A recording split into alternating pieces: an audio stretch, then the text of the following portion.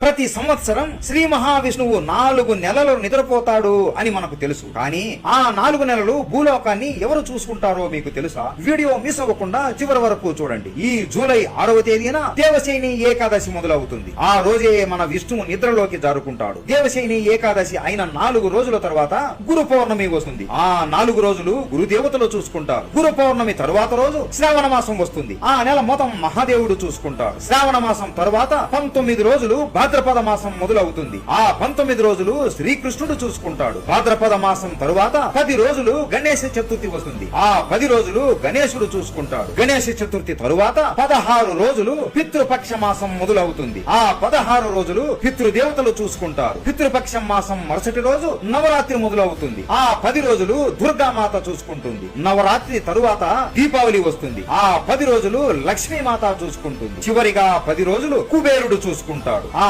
10 రోజుల తరువాత ఏకాదశి వస్తుంది. మళ్ళీ నవంబర్ 6వ తేదీన విష్ణువు నిద్ర నుండి లేచి మళ్ళీ భూలోకాన్ని చూసుకుంటాడు. ఈ అందరి దేవుళ్లలో మీకు ఏ దేవుడు అంటే ఇష్టమో కామెంట్ చేసి చెప్పండి. ఓం నమో నారాయణ.